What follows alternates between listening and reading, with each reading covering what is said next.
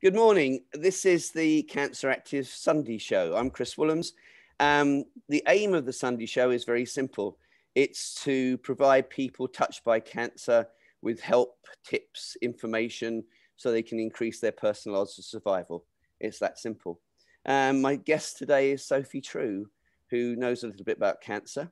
So good morning, Sophie, or good evening. Yeah, good evening, Chris. Thank you so much for having me on. It's my pleasure. Great. Thank you for coming. I should explain, I'm in Thailand and Sophie is in Mexico. So this is the world for you, the modern world for you. So you're seeing your parents, are you? Seeing your family? I've been visiting family, yeah, staying here for about 6-7 months now. So I've been working and studying. I'm learning a little bit about medicine out here and exploring and doing some teaching live as well. Now this has been a huge life changer for you, hasn't it? Let's be honest. I mean, yeah. It's not just you've got cancer, it's life, it's changed your whole way of what you were doing, your lifestyle and so on. Well, so let's just talk about the basics. You were 23 and this is what, 6 years ago? Yeah, exactly. So I'm actually at the end. It's today that's 7 years since I was diagnosed. And you know, the funny thing is I was thinking about you, and I remember being in my granddad's house down in Bournemouth, and there was a book on the shelf when I was recently diagnosed, and it was an orange book that said everything you need to know to beat cancer. And I think it might have been one of your first editions. It was. And he has no idea how it got on that shelf or what happened. He actually later went on to die of blood cancer as well. So it was like this weird cycle. But yeah, your first edition. I'm really glad you told the story about the book. I thought you were comparing me to your granddad. Sorry. Yeah, so that was an interesting kind of piecing it together. So yeah, 7 years, I was 23. Absolutely a big shift because I was in that kind of young adult time of a lot of parties, living, I guess a very fun lifestyle like we all do at that age, and not aware of my health or knowing too much about how to be well. I was very much always on the move, so a lot of work, constantly kind of switched on. I just graduated in journalism, so I was had a lot of questions when I was diagnosed, and I guess that kind of goes back to my research mindset. But I was in Colombia making a documentary at the time, went out by myself to make a film, which was a bit crazy, and learn along the way. And and that was when I came back, I was getting these kind of symptoms like night sweats and fatigue. And I went with mum to go and see a chiropractor. So I'm one of 5 kids. I know you've got a lot of kids as well. And it's quite rare we do something one-on-one just with one of the parents. But she's a physio and she was learning a new massage technique from a chiropractor. And I was the body for him. And he said, there's something wrong with your breathing. And at that point, I was very asthmatic. From the age of 11, I was on inhalers and steroids and everything. And I just thought it was asthma. A day after being with him, a lump started to grow on my neck. And this lump, I just said, we need to get on the phone to this guy. I can't believe he's kind of caused this lump to grow. And it started to grow and gradually over time grew from the size of kind of a small thing to an orange. So it just got bigger and bigger. And amazingly, I think it's that chance, because we know so many people are diagnosed in A&E, young people. I had 2 on my chest and then in my spleen, but luckily he must have moved up some toxins. So it was an interesting time to go and see him at that point. So you had a Hodgkin's lymphoma? Yeah, Hodgkin's lymphoma, yeah. The rarer of the 2, isn't it, out of it, with NHL? So what were the sort of treatments that, you know, as soon as you went to see a doctor, what did they say to you that you needed to do? It was this thing of actually not too much was said, in the sense of they were very confused about what it was. So initially, because I'd been in Colombia, they said it's tuberculosis. So I was actually going in to get my tuberculosis drugs. When I got a phone call at about 9 in the morning, and they said, can you come in and bring someone with you in the evening? So I spent that whole day thinking, well, what could it be? But my mum behind the scenes had been researching, looking up the side. She's a physio, so had a lot of medical friends. Looking up the symptoms, she kind of knew. And actually a doctor I was with in Colombia took one look at the lump and he said, Sophie, that's not tuberculosis, that's cancer, that's lymphoma. And I was so shocked that he just said it so black and white. But when I sat down with the doctors and they finally gave me the diagnosis, my first immediate question, and I guess this has been a lot of what I've gone on to do, was just, why are so many people getting ill and what can we do about it? And so I said, is there anything I can do to help myself? And the doctor just looked at me and said, no, nothing you need to do. It's all a lottery. Yeah, it's all a lottery. No reason why you got it. And that was this light bulb moment of thinking, okay, something isn't quite right here. And I describe it a little bit like the roof is leaking and everyone's going around putting down buckets, but no one's actually looking at why the roof is leaking. We have the reactivity, as you know. So the treatment that I had my bone marrow taken out. And at that point, they were kind of assessing the different levels. And I was on a kind of an older ward, and they said it'd be better if you go down to Southampton to have the treatment on the teenage cancer ward. So I went down there, and the option was 6 months of ABVD, which is a lovely cocktail, as you probably know about that, with the things like bleomycin, and in particular bleomycin, actually. So I started on that course. I'd never come into contact with anyone my age who'd been ill. I had no experience of it apart from with grandparents and things. So it was all very new and very new to my family, that no one had really been affected. So we didn't have much knowledge or information at that point. So nobody at any time at the start said to you, this is caused by toxins, environmental toxins, pesticides or anything like that? No, and actually I obviously now know that. But I think, as we both would explore, we get ill for a number of different reasons, don't we? But I actually we grew up in a kind of farm environment. So I lived opposite a big field where there was probably exposure. And I used to dye my hair quite a lot. And I did have a moment once where it was fully bleached and I actually got chemical burning on my scalp. And yeah, when you say about toxins, there was exposure.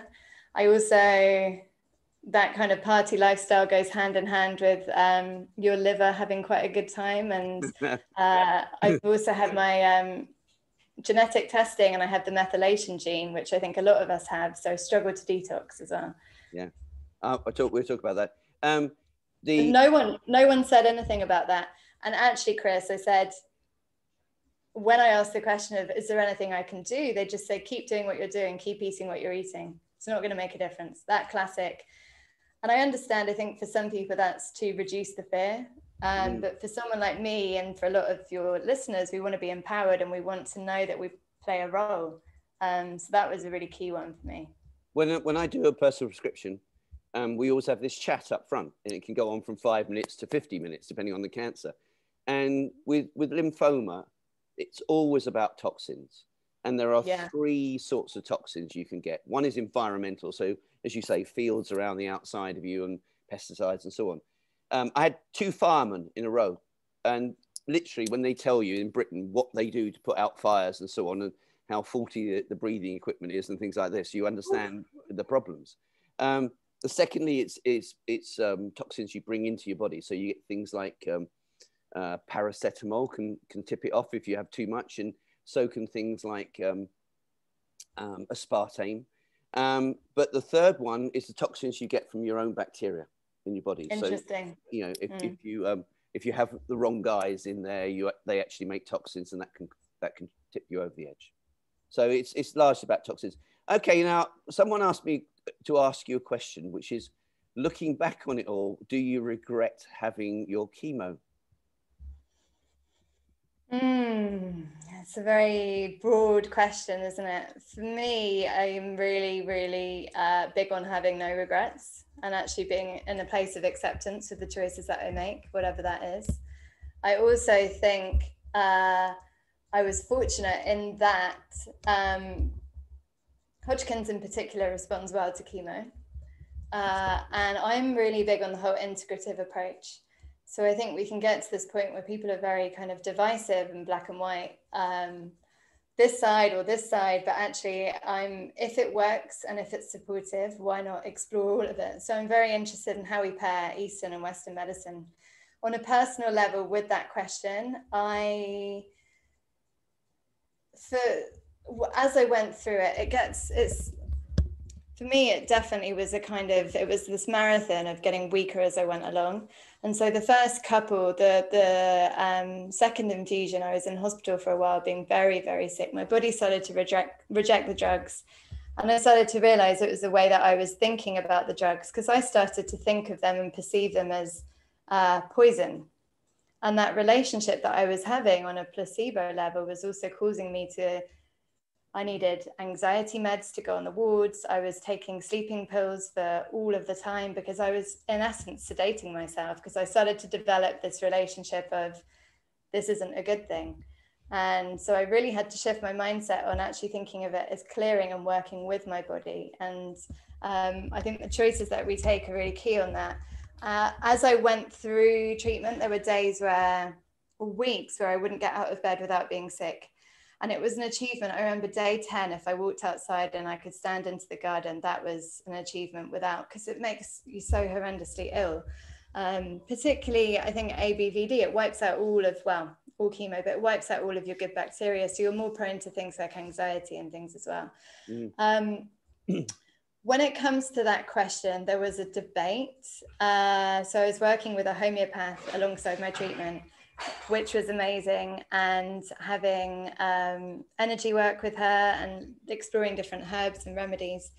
And she said, we were having the conversation about maybe not continuing treatment, because I got a clear scan after about 3 months, everything had gone. And my lungs were quite bad at that point, asthmatic.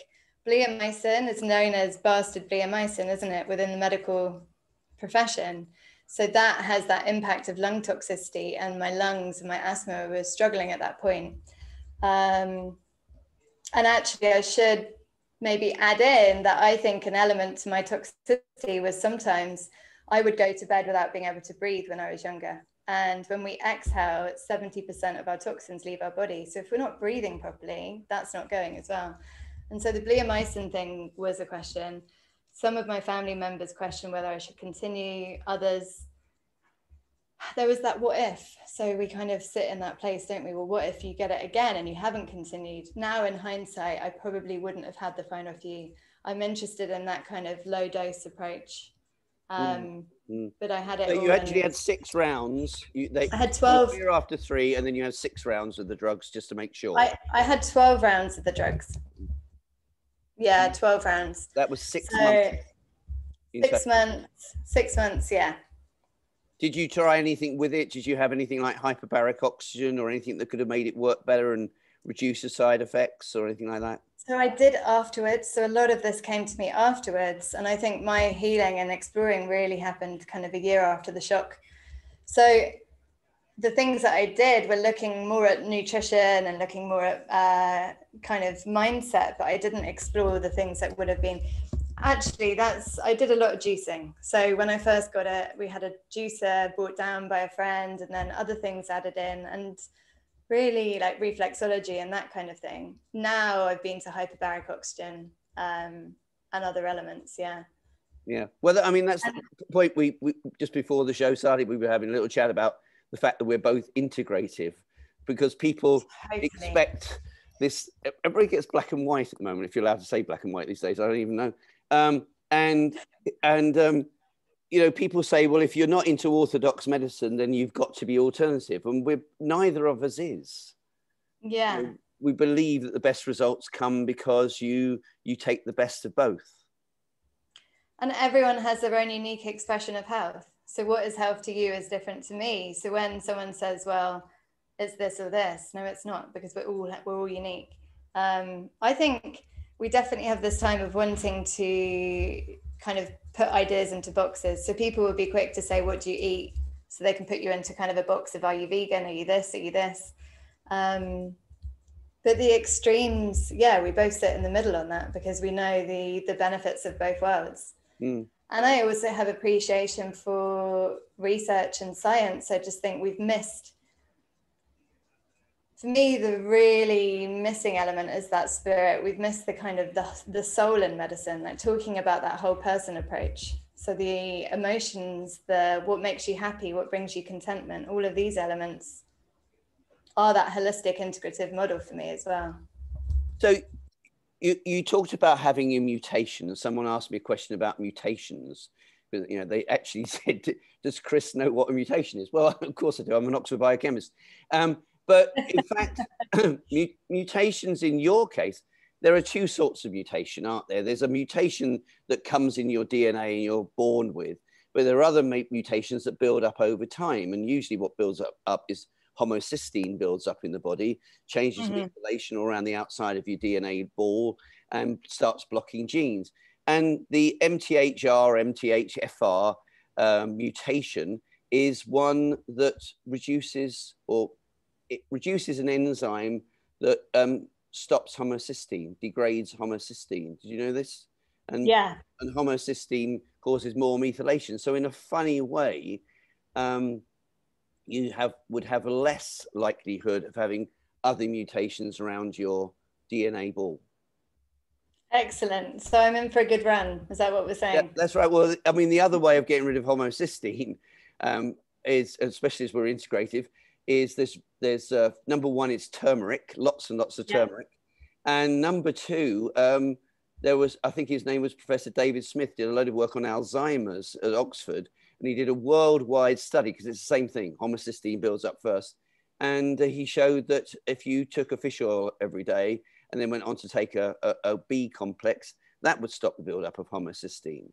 But you've got something that actually, the way they always express it, means you can't detox very well. Totally. And that's why for me, daily sweating, deep breathing, those practices, dry brushing, I do a lot for my lymph particularly. So a mini rebounder. Yeah, how to get that pumping. It's something I never even thought about. But I'll be the first, if I see a kid's trampoline, I'll be running on it and jumping on that. All right. But so in your youth, you had asthma. Yeah, I had asthma, a range of gut challenges. I was quite an allergic child. I kind of took all of the things that all of my other siblings, I just took them all, had the range of things. And no one, when it came to asthma, no one ever said, how are you breathing? It was just take this inhaler, take this, and then come back to us in the asthma clinic. You know if you had antibiotics in the first 2 or 3 years of your life? I know that when I was born, my whole household had chickenpox. So I was kind of born into that. I had vaccines early on in my life. I'm not sure about antibiotics, potentially. Okay. I mean, basically, my grandson was born and I came in the next morning and he was on a drip, and I got the doctor in and she was about 10 years old. And I actually said to her, do you realize you've given this baby an 8-fold chance of having asthma by the time it's 8 or another allergy? And she's not interested. She just wanted baby out of the hospital on her watch because she was the pediatrician. And that there's lots of research on early antibiotics coupled with early vaccines. It's never one or the other. It tends to be a mixture of both, linked to asthma and literally can give you problems in the lungs for life. Yeah. Mine's gone. I had lung damage from the bleomycin and it's all gone. I don't have anything. I got to the point where I said, right, because I run every day, and I was like, I'm going to run without my inhalers. It's going to happen. And so I don't have anything now. So we, I had Fiona Shaquila Burns on the show. Yeah. And we were talking about this moment when she got the Biology of Belief from a friend, and Biology of Belief is a book by Bruce Lipton. Yeah. And he was basically credited with, he's a cellular biologist. He brought a quantum theory to, if your molecules and atoms move around up here because you think good things or think bad things, then they must change your whole body, was his logic. We've been doing a lot of work on the hypothalamus because it's kind of the controller of messages there going to messages in your cells. Now, your particular love is breathing, probably because of the asthma, but talk to us about breathing. Is this to do with Wim Hof, or is this completely separate? This is slightly separate. There are a lot of different techniques. I love how you say your love is breathing. So without breathing, none of us would be here, but For me, I never realized the power of my breath and the power of all of that. As someone, as I said, I'd have nights when I was younger, where I would go to bed unable to breathe. And that carried on into my early 20s. And as I started to, after chemo, I very much had kind of disconnected from my body and actually being embodied. There was some probably unresolved trauma about the process that I'd been through. And I think a lot of us have that. If we don't express our feelings and how we've been, then it can stay in our bodies in memory. And the one thing that really helped me to come back was connecting to my breath. And in the kind of yoga and that culture, they've known about it for thousands of years, breathing. And now science and even Navy SEALs and in Silicon Valley, people are really exploring how powerful this technique is. So I work as a breath coach, but it's a combination of movement, breath, massage, so coming into your body. And there's so many benefits. There's countless. But when it comes to the toxicity, 70% when we exhale is 70% of the toxins leave our body when we exhale. I think it's 20% through perspiration, so sweating. I love saunas, that's really key. And then only 10% through urination and the other way. So it's quite a big one. If we're shallow breathing, we're not enabling our body to release those toxins. Surely it's not just reducing toxins, though. Surely no. It's all to do with creating molecular benefits in the body as well. Totally. And coming into that place of relaxation, balancing your nervous system. For me, I know that I was someone who was always on. So, you know, those people, you probably get people who come to you and they go, I'm doing this, I'm doing this, I'm doing this. And there's so much activity, but how much time are they spending to be or to do nothing or to really check in and sit with themselves? And I think that's the challenging time because we want to do all the actions. And I was someone who just went from one thing to the next, which so many of us do when we're young or whatever stage we're at. But I was very much in this activated kind of fight or flight mode for a lot of my life and what I realized on reflection. And so breathwork has brought me back into that parasympathetic, knowing how I can balance it.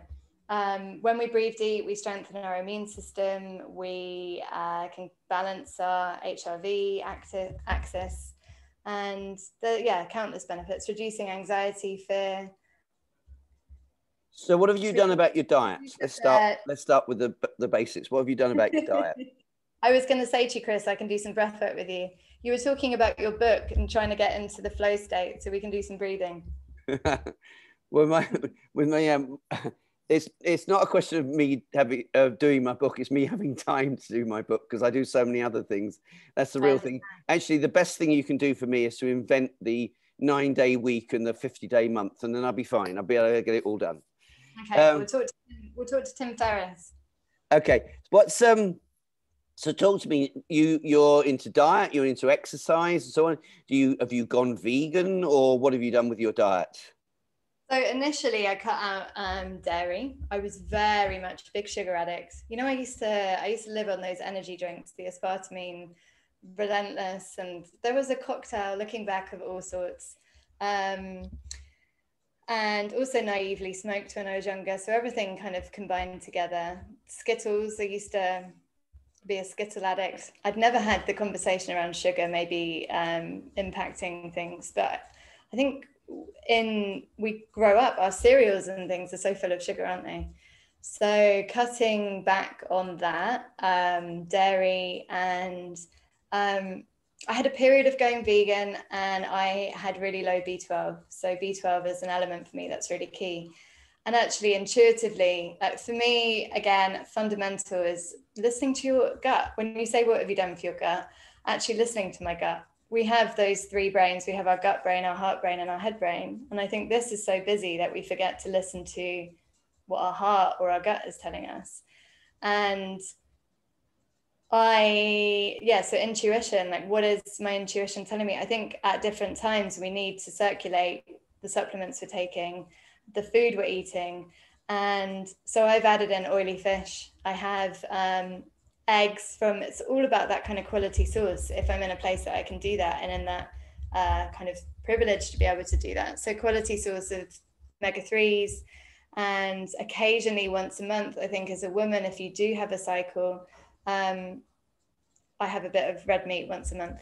I'm going into all the details, but there was definitely something missing when I was fully vegan, which I also support for sustainability, but that's another debate in itself. Well, that's funny enough. That's what I say to people. I say that people say to me, "Oh, you know, Chris, I've gone vegan.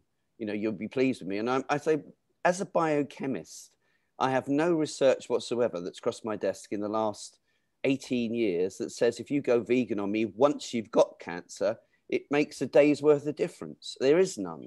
However, you know, you've got to be sensible about this. So I'm heavily into oily fish and fish oils, and lean organic, you know, skinless chicken, and you should, because you can create more problems.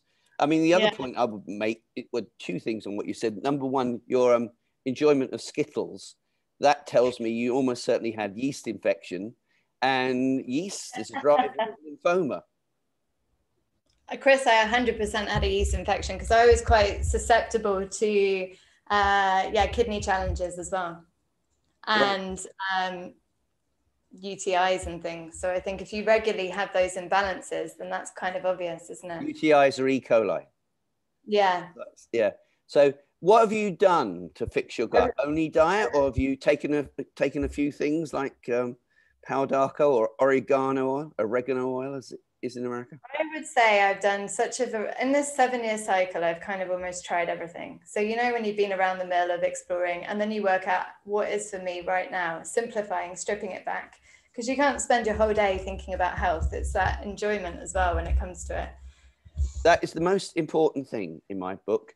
I tell people when I've done a PP, I say, look, I'm going to give you alternatives, options. Please write your plan up, stick it on the fridge door. And that's 5% of your life. Your plan, your blueprint is 5% of your life. The other 95%, go and get on with your life, because getting on with your life is actually going to make you better. But I don't know whether you come across this. I come across people who've become professional cancer patients. Yeah. And dare I say it, a lot of them use Gerson, and it dominates their life because they're always doing juices and doing coffee enemas and things like that. I won't ask you for coffee enema. We'll move into that.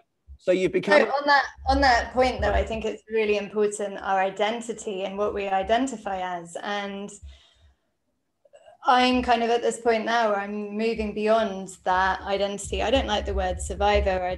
And certain words, it's a part of my experience, but it doesn't define my experience. And just like whatever happens to us, yes, it leads onto our path. But I think it's important, if we talk about the quantum field and people like Joe Dispenza, it's focusing on that picture of illness and turning it into wellness. David Hamilton will talk about that, the power of visualization. So are we spending our day focusing on this whole protocol? Or are you thinking about the wellness? What will it feel like if I feel well tomorrow? The energy that I'm going to get from doing this, is that kind of what we focus on. So I talk a lot about your diet isn't just what you eat, it's what you think, what you read, particularly key right now, who you spend time with, how are we giving ourselves that nutrition. Gut health, back to your question. I take oregano oil fairly regularly, so once every few days. I've traveled quite a lot due to work and due to kind of previously being in journalism, that starting point. So I had some Asian travels, and I guess it's been repairing that beyond antibiotics, because I was on quite a few antibiotics. I have done enemas. They haven't been my thing per se. I know some people love them. Maybe I haven't got the technique right. I once used cold water when I first did my first one, and it didn't work well. So I've done that. I have also that kind of 4 R's removed. So I know gluten was a challenge. So I removed certain foods. The glyphosate and gluten, particularly when it comes to lymphoma and toxicity, is quite a challenge, isn't it? I drink things like sauerkraut juice. Did you feel, you did 6 months of orthodox medicine. looking back on it, did you feel it made it harder to heal afterwards? In the sense of wiping out? It's taken you from the 0 point and put you in a negative point, is what I'm saying. So you can't further to come back from. Yeah, 100%. But then I guess I wouldn't have known any different. So I wouldn't have known what it could have been like. And I know that actually, if I'd done a whole potentially kind of detox plan, I might have been able to do it without that. But I didn't know of those possibilities. So what do the doctors say to you? I mean, you've done 6 months worth of chemo 6 years ago. What do they say to you now when you go back in? How often do you get checked? So I had my write-off. I was written off. They said goodbye to me last year. And they said to me, it was really interesting because I'm often inviting them to the festival that I have. And I was talking about anxiety and certain things, which just as a reflection on like gut health for people. And they said people who have your chemotherapy are much more likely to have health challenges around that, mental health challenges, because it takes out so much of your serotonin. But honestly, Chris, they don't say anything to me. I was kind of campaigning to get Burger King off the ward in Southampton initially when I started treatment, because that was the only restaurant. They don't say anything about recovery or health. And my oncologist was on the board of cancer research, who was the top professor for cancer research. But we're not talking, they would just say things like, oh yeah, we know you're into kind of diet and gut health, and that was it. Well, it's very funny because they still, to this day, cancer research believes stress has got nothing to do with cancer. I mean, as a biochemist, I can prove it about 5 different ways. But the idea that stress wouldn't have anything to do with how your cells work is just a nonsense. Totally. Well, it's that whole inflammation model, isn't it? Yeah. So, but then that question of, how do we make that cancer process less stressful? Because people get even more stressed. And we have a thing that people don't express their emotions or their fear initially. So that then stays in. So it's kind of this cocktail of, I love people like Gabor Mate, and he talks about when the body says no and the stress disease connection. And he says 2 of the biggest factors to cause stress and inflammation in the body are lack of information and feeling out of control. And so the 2 things that happened to me when I was diagnosed, lack of information, that question of what can I do to help myself? No response. And then you feel out of control because you're told there's nothing you can do. So I have a kind of issue. I get very concerned, and it's been made worse by COVID. Get very concerned about who teaches doctors their bedside manners. Yeah. Because if I had, in the middle of making the videos, I had 4 or 5 people come to me at the very start of COVID being told that if they had the drugs, they'd live 6 months or 9 months or whatever. And it puts this whole idea into your head. Oh, I'm doomed, I'm terminal. And as you know, listening to you talk, I believe very much that cancer is a wake-up call.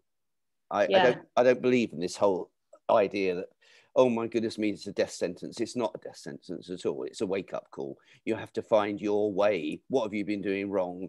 And how can you fix it?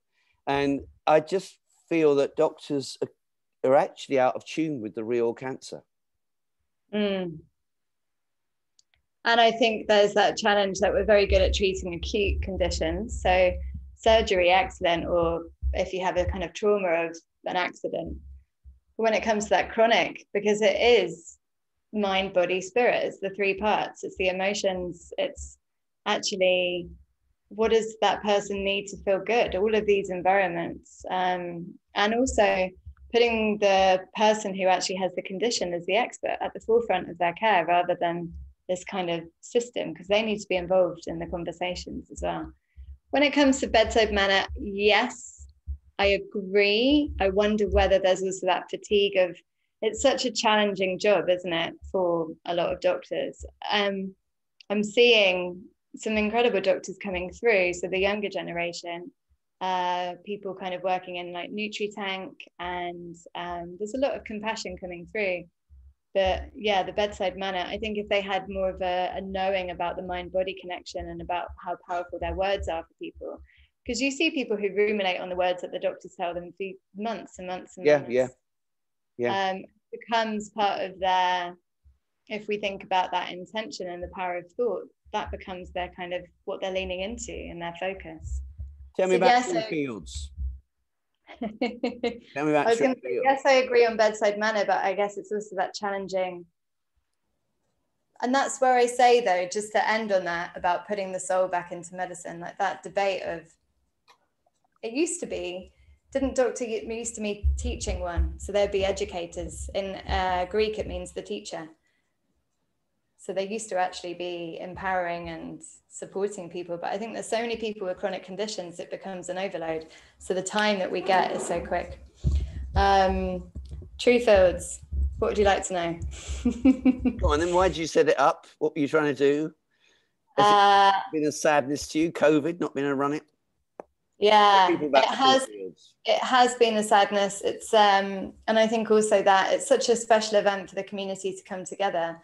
And I was also going to say about that initiation. So when you said cancer can be an initiation, I think for a lot of us, it might be a physical thing. It might be a loss of a loved one, a death of a loved one can often wake us up to living. And whatever it is, there's this great quote which says, we all have two lives, which I don't believe anyway. I believe in other things. We all have two lives, and the second begins the moment we realize we only have one. And so for me, in that sense, having that diagnosis made me realize it woke me up to living. So when people have that kind of, oh God, that's awful, actually, it was an empowering initiation. Yeah. So back to Trew Fields. This was about 4 years ago, in 2016, had an idea of bringing together all the people that had inspired me back to health. So the kind of nutrition side, but also bringing in fun and music and play and different activities for all the family. Because for me, there is a narrative around cancer, or at that time there had been, that was very heavy. It was very the battle and the fight, and it wasn't, while we're still living, we can still live. So I wanted to do something that was music, workshops and talks. So you have managed to avoid it every year because of your birthday. Well, you keep having it around July the 4th, and July the 4th, when all my Thai family and my British family come to the house in the south of France. And so I can't say, oh, by the way, thanks for turning up. I'm just off to do a speech in England. I'll send you a tape next time. Yes, but it's the first cancer awareness and holistic health event. We have doctors from America, from different clinics, and then we have workshops, things like meditation, breath work, that whole person holistic approach, and then fun. Then there's a party. It's on a farm, and we make all our own kind of fermented drinks. You'd like it. There's a gut health bar, so probiotic cocktails. When we set up CANCERactive, obviously my daughter, same age as you, she was 21, 22 when she got it, and 26 when she died, and there was no information. This is 20 years ago. It was the opposite of now. Now there's too much information, and quite a bit of it you can't trust. But in those days there was no information. So aim one was to bring the information to people that they could use, highly usable information. But the second thing was to bring cancer out of the closet. That's what we didn't understand. You know, I remember reading a book by some famous golfer, and he wrote sort of 20 chapters, and his wife wrote the last 2. And they were the good chapters. And she said, you know, I was in Tesco's, and everybody knew he had a cancer. I think he had testicular, but it had given him a rugby ball sized tumor. He said, if he'd had a cold or flu, everybody would have been around the house visiting him. The second he was announced he had cancer, nobody came around the house to visit him. And there was, certainly, I don't think we were actually over it that much even now. There was this kind of like, oh, it's cancer, better not talk about it, better not talk to that person. I mean, what do you say to someone with cancer? I've made a couple of comedy videos around this, around the weird things that people say to you when you're ill. to me, it also comes to this thing of it reminds other people of their mortality, and they get a bit, there's different reasons why people have different responses, but I think it can cause a fear in other people as well, that taboo. But I think it's much more, that was 20 years ago, wasn't it, that you were saying? It's much more, there's 1 in 2 of us are going to get it, aren't we, in the UK? Or maybe it's 1 in 3 for women. That's much more prevalent in the narrative. We all know someone. Statistics being statistics, the older you get, the more likely you are to get cancer. Yeah. That's the problem. I think when I got to 70, there was this, the statistic was 72% likelihood of getting prostate cancer. Really? Quite daunting, really. I always work on the basis I'm going to die with it rather than of it. What would you do for your gut in my condition? What would you do for your gut if you'd had lymphoma and had ABVD? I would do my gut rebuild on it. I wouldn't know what, unless you gave me a detailed brief of the background, I wouldn't know exactly what you had inside you. I would very simply give you some oregano oil for 12 weeks, assuming there's no drugs around or anything. I give you oregano oil for 12 weeks. I give you pau d'arco for 12 weeks. At the end of the 12 weeks, I'd switch, and I'd switch to artemisinin in my para-free. And then I get rid of everything over the 20 weeks. But most importantly, I give you, as you're doing, some sauerkraut and apple cider vinegar now, for example. But at the 12-week point, when I know I've killed all the yeasts and there's nothing, going to thrive on the sugar, I would give you some raw cheese. I would give you some kefir, alternate days, and I would give you large doses of butyrate. So it would help colonize the good bacteria, the 2 families, bifidobacteria and lactobacillus. When you colonize those, they're lactic acid bacteria. They keep all the bad guys away. And also the mum's milk, the cheese, comes with its own gut lining production kit. So the butyrate heals the gut wall, the cheese and that rebuild the gut lining. And as soon as you've got that sandwich, everything happens from there. That's where your immune system starts. So that's what I would do to you. I would then get you eating bugs, and I'd get you eating the right foods. You say eating bugs? Eating bugs. I'm sorry, I'm a biochemist. We call them bugs. I'll get you eating bacteria, and I'd have, once you got rid of your yeast, I'd have you on a little bit of raw cheese, or you could do colostrum, I suppose. And I'd have you on some multi-strain lactobacillus in kefir. Yeah. Okay. Fantastic. And so we can have a talk. You can come. I'll happily help you. Right. 2 final questions then. Is there anything, looking back, you would have done differently? Okay. So with that question around, do I regret having chemo? The answer is no, because of that whole, my viewpoint on regret. And potentially wouldn't have had the final few chemotherapies once I'd had that clear scan. But as you know, we only connect the dots when we look back, and I only know what I know now, and I didn't then. So that's a challenge. Other elements.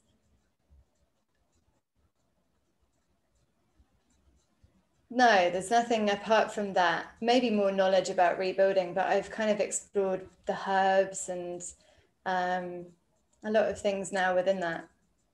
Maybe I would have had a PP with you, Chris. Well, it's quite interesting, because I was talking to someone about care oncology, and we do what care oncology do, not the doxycycline. We do that bit, and we do the gut rebuild, and we actually put people back together. I know what we do. Basically, people come to us with a body conducive to cancer. Yeah. And what I do is I build people a body conducive to health. And it sounds very simplistic, but the stuff I use also kills cancer cells. But that's all we do. But we do that. We do the A to Z. We don't muck about with this little bit in the middle or this little bit. We do the whole thing. And that's what's really important, because, I call it doors. Cancer can run through 12 doors, 10, 12 doors. and spread in one of those 12 ways. So you have to shut them all. That's what I genuinely feel. But once you shut them, you can get on with your life. Yeah. Well, that reminds me of like the end of the Harry Potter film, where they're trying to go through all the doors and find the different codes and things.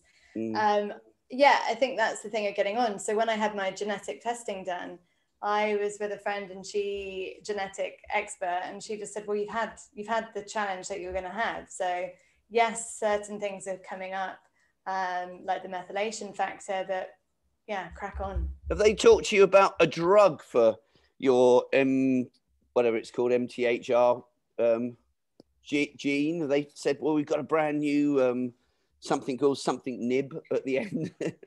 No, but I've heard that taking 5 MTHR, 5-methylfolate would be good. I need to retest my homocysteine levels. All right. There's people listening to you with lymphoma and leukemia. Got 3 tips. Okay. Take a moment to pause and breathe, and know that this didn't happen overnight. So you do have some time to check in. Bite size. Take things step by step. I think when we get a diagnosis, we think of it all happening at once. And it's a daily thing. It's like a step by step. So it is that thing that right now at the bottom of the mountain, the view is not great. But gradually, you're going to learn and grow and trust yourself on it, and ask for support. I think there are so many people who want to help, and it's asking and giving our friends and family members maybe guidance on how they can support us and show up. Because a lot of people can say, oh, they didn't do this, but we haven't maybe told them how they can be in that situation as well. So build your support team. Take a few deep breaths, build your support team, and yeah, that's it. I agree with you. We get nurses saying to patients, be positive, dear. And I will say, the answer to that is no, you've got to be positive. You know, the patient's job is to be determined. You know, just get the information from someone like me, or books or whatever. Get the information, be determined, and assemble a team around the outside of you that is positive and actually can take you to where you want to get to. That's, I think, the most important. And a team who believe in your health. So when you say about doctors of bedside manner, that's why I also work in coaching, for example. There's a lot of people who do the mindset work, because you're not going to get that. That's like going to your greengrocer and asking for meat and cheese. You're not going to get it from a vegetable shop. So it's actually knowing where you're going to get that support, because people get quite affected by what happens in the doctor's office, and that's not where they're going to get their emotional there's very good I believe very good point, really, that everybody should, when they're talking to the doctor, take someone, because the way it said, the actual statement, you've got cancer, people just don't take the rest of that conversation in. They need someone to take the rest of it in for them. Yeah, that shock. But actually that word in essence carries such a heavy weight, doesn't it? And we know there are so many tools to explore to get back into an environment that doesn't sustain that. So how do we change the environment around the cell? So yeah, that whole epigenetic factor is the key. And the other thing I wanted to say to end on that is, I think false positivity is just as bad as negativity, because we aren't allowing people maybe to express their emotions. So for me, I felt like if I wasn't being positive every minute, it wasn't going to be very good. And actually it's being real. You can't be positive every minute. And we need to be real, and that's also healthy, because that's human. So yeah. So this year, no Sophie Trew Fields, but you've got a show. I'm vanishing. No, we're not doing Trew Fields, but we do have an online version of the festival, which is the True Health Community. And every month we have talks and workshops and some relaxation and fun in there. You gave a talk on, I think we were doing it on gut health. So we have guest speakers. So we've taken it online. but sadly not in person. Well, enjoy the rest of your little holidays, your sojourn in Mexico. She's with her family. She's not at a clinic. And I look forward to actually coming to Trew Fields one day when COVID's over and so on. But thank you very, very much for talking to everybody today. From my end, somewhere down there on this side, there's a button to click if you're on YouTube to say you like it. But also, if you join the CANCERactive community, it's just a donation of £5 a month. You can see all the videos we've ever made, and it helps the charity stay alive. So thank you very much. But thank you very much. Thank you for the work that you do, Chris. As I said, your book was the first one I spotted 7 years ago, so I'm very grateful for all of that. Well, we're in the same business, aren't we? We're just trying to help people live a bit longer, really. Totally, and live a full life. So however long that is. All right. Thank you very much. Thank you. All right. Bye.